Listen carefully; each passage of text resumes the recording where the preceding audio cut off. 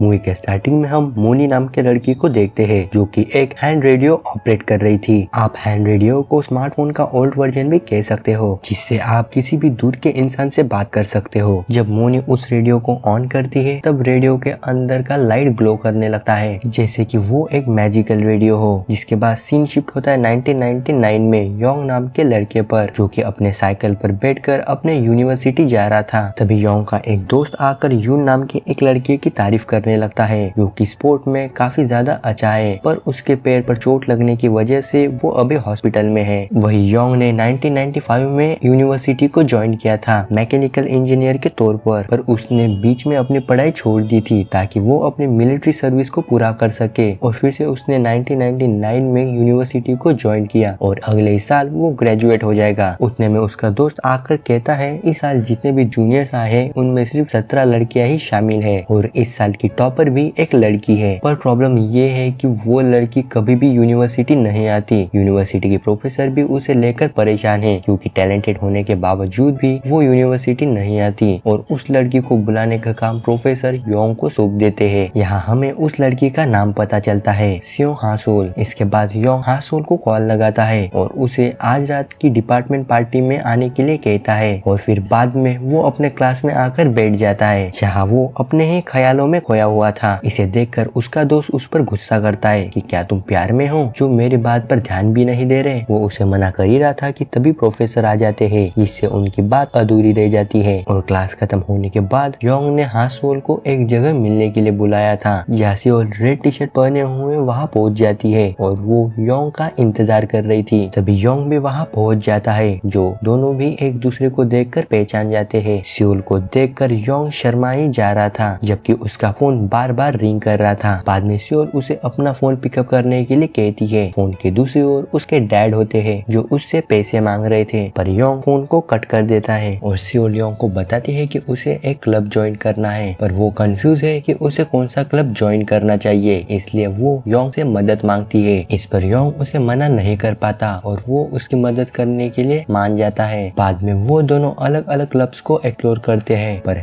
Seoul को कोई भी क्लब पसंद नहीं आता। इसके बाद वो दोनों वहाँ से जाने लगते हैं कि तभी उसे एक रेडियो दिखता है जिसे देखकर सियोल उसके पास जाने के लिए दरवाजा ओपन करने का ट्राई करती है पर दरवाजा लॉक होने की वजह से वो अंदर नहीं जा पाती। साथ ही उसे हल्का सा करंट भी लगता है जिस पर सियोल कहती है कि उन्हें किसी सीनियर की जरूरत होगी जो इस डोर को ओपन कर सके और साथ ही उसे ये रेडियो चलाना सिखा सके। तभी योंग को याद आता है कि ये रेडियो यून का है और उसे ये ऑपरेट करना आता है पर योंग ये बात सियोल को नहीं बताता। फिर ये सब डिपार्टमेंट पार्टी के लिए चले जाते हैं जहाँ सियोल के जैसे ही और भी फ्रेशर्स होते हैं उनके ही क्लास के जो योंग से पूछने लगते हैं कि उन्हें ग्रेजुएशन के बाद क्या करना चाहिए पर योंग के पास इसका कोई जवाब नहीं होता इसलिए वो चुपचाप बैठा था। तभी उन लोगों को बातें करता देख उनके ही क्लास का योंग का एक दोस्त सियोल का मजाक उड़ाने के लिए उनके सामने आ जाता है क्योंकि वो नशे में था इसलिए वो सियोल से पूछता है कि उसे इतने ही अच्छे मार्क्स मिले हैं तो उसने मैकेनिकल इंजीनियरिंग ही क्यों चुना। इस पर सियोल उसे कहती है कि उसे मैकेनिकल इंजीनियरिंग में इंटरेस्ट था इसलिए उसने इसे चुना पर फिर भी वो लड़का उसका मजाक उड़ाने लगता है। योंग भी उसे रोकने की कोशिश कर रहा था पर उल्टा वो लड़का योंग को ही सुना देता है। ये सब सुनकर सियोल चुप नहीं रहती और वो उसका मुंह बंद कर देती है। योंग उसे ऐसा करते देख वो भी हैरान था कि इतनी शांत लड़की ऐसा भी कर सकती है। जिसके बाद सियोल वहाँ से चली जाती है और योंग भी उसके पीछे पीछे चला जाता है और फिर रास्ते में दोनों वॉक करते करते बातें कर रहे थे। सियोल योंग से कहती है कि आज रात चंद्र ग्रहण लगने वाला है और फिर योंग कल अपने साथ लंच पर चलने के लिए उससे पूछता है और फिर योंग यून के पास जाता है उस रेडियो की बात करने के लिए। यहाँ पर यून योंग से मोंग के बारे में पूछता है। मोंग को बचाते ही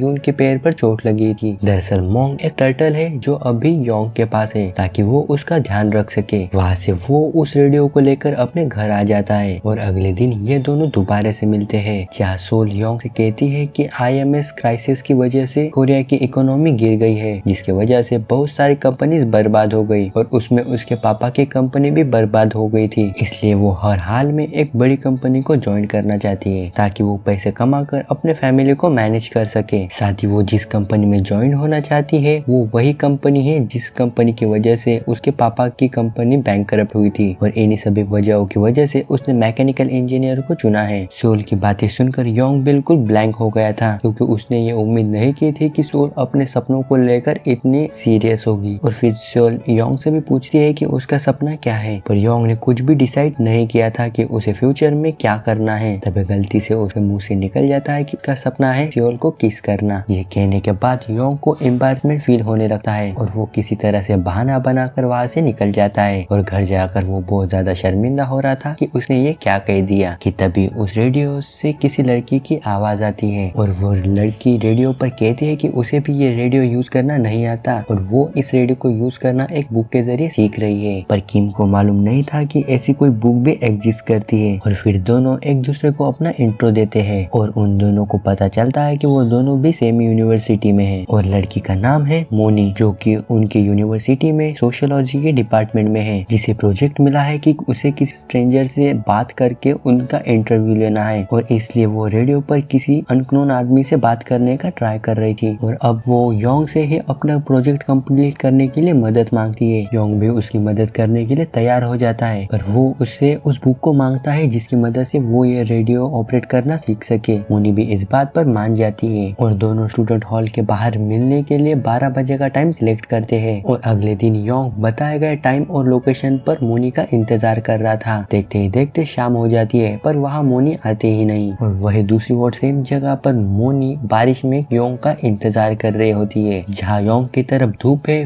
वही दूसरी ओर मोनी की तरफ बारिश चल रही थी, जिसकी वजह है दोनों भी डिफरेंट टाइमलाइन में एग्जिस्ट करते हैं। योंग 99 में एग्जिस्ट करता है और मोनी 2021 में एग्जिस्ट करती है। और वो दोनों ही उस रेडियो की वजह से एक दूसरे से बात कर पा रहे हैं। यहाँ मोनी को भीगता देखकर उसका एक फ्रेंड योंग जी उसके पास आकर उसे छाता देता है और फिर दोनों वहाँ से रामेन खाने के लिए चले जाते हैं। वहाँ आकर योंग जी मोनी से बारिश में खड़े होने की वजह पूछता है, जिस पर मोनी उसे सब कुछ बताती है। और उसे लग रहा था कि योंग बारिश की वजह से उसे मिलने नहीं आया या कि वो बारिश में उसका इंतजार करती रही। और फिर वहाँ से निकलकर मोनी अपने घर पहुंची है योंग जी का छाता लेकर। घर पर आकर उसे योंग पर बहुत ज्यादा गुस्सा आ रहा था और वो तुरंत ही अपना रेडियो ऑन करके योंग से बात करने लगती है। दोनों एक दूसरे पर गुस्सा करते हैं कि दोनों भी एक दूसरे से मिलने नहीं आए। जहाँ मोनी कह रही थी कि वो उसका इंतजार करते हुए बारिश में 2 घंटे तक भीगती रही, पर वो वहाँ आया ही नहीं। जिस पर योंग उसे कहता है कि अगर तुम्हें मिलने आना ही नहीं था तो तुम झूठ क्यों बोल रही हो, आज बारिश ही कहाँ हुई है। जिस पर मोनी उसे बाहर चल रही बारिश की आवाज भी सुनाती है, पर तभी बिजली चमकने की वजह से उन दोनों का कनेक्शन टूट जाता है। और अगले दिन वो क्लास में बैठकर योंग के बारे में सोच रही थी और उसे झूठा बोल रही थी। तभी टीचर उसे प्रेजेंटेशन सबमिट करने के लिए कहती है, वही प्रोजेक्ट जिसमें उसे किसी स्ट्रेंजर का इंटरव्यू लेना था। पर मोनी ने अभी तक अपना प्रोजेक्ट सबमिट नहीं किया था, इसलिए टीचर उसे अपना प्रोजेक्ट जल्दी से जल्दी सबमिट करने के लिए कहती है। और अब मोनी अपने फ्रेंड के साथ बैठकर इसी बारे में बात कर रही थी कि तभी वहाँ योंग जी आ जाता है, जो कि अपने किसी और फीमेल फ्रेंड के साथ आया था। ये देखकर मोनी की फ्रेंड्स उसे चिढ़ाने लगती है। दूसरी ओर हम यून और योंग को दोनों को बास्केटबॉल खेलते हुए देखते हैं। इस दौरान उनकी बॉल सोल के पास चली जाती है। इसे देखकर योंग वहाँ से एम्बैरेसमेंट की वजह से भाग जाता है। सोल उसे रोकने की कोशिश भी करती है, पर वो सुनता ही नहीं। फिर रात को योंग यून को ये सब बताने के लिए जाता है और साथ ही उसे कहता है कि वो जल्दी सोल से कन्फेस करेगा। यून उसके अगेंस्ट होता है क्योंकि सोल अभी भी उससे गुस्सा है। अगर इस टाइम वो उसको कन्फेस करेगा तो वो सीधा उसे रिजेक्ट कर देगी। पर योंग ने तो ठान लिया था और वो अपने फैसले से मुकरने नहीं वाला था। और अब फिर से मोनी योंग से बात करती है रेडियो के थ्रू और वो फिर से योंग को मिलने के लिए बुलाती है। अगर मोनी वहाँ पर आधे घंटे के अंदर नहीं पहुंची तो योंग वहाँ के फोन बूथ पर मैसेज लिख के जाएगा, जिससे मोनी को पता चल जाएगा कि वो उसे मिलने आया था। और फिर अगले दिन योंग काफी देर तक फोन बूथ के लाइन में लगा रहता है, पर वहाँ मोनी आती ही नहीं। इसलिए वो उसके लिए फोन बूथ के अंदर मैसेज छोड़ देता है, जिसमें कि उसने मोनी को झूठी लिखा हुआ था। वही मोनी 2021 में वो मैसेज पढ़ लेती है और वो अपने फ्रेंड्स को इसी बारे में बता रही होती है। वही 1999 में हम योंग को देखते हैं, जिसने सोल को कन्फेशन करने के लिए बुलाया था, पर वो कन्फेशन की जगह सिर्फ उससे माफी ही मांग पाता है, जिस पर सोल उसे माफ भी कर देती है। फिर मोनी घर पर आकर योंग को अपने पूरे दिन के बारे में बताती है कि उसके साथ दिन भर क्या क्या हुआ। वही योंग भी उसे बताता है कि वो रिसेंटली एक लड़की से मिला है, पर उसे समझ नहीं आ रहा है कि वो उससे कन्फेस कैसे करे, उससे बात कैसे करे। इस पर मोनी उसे एडवाइसेस देती है कि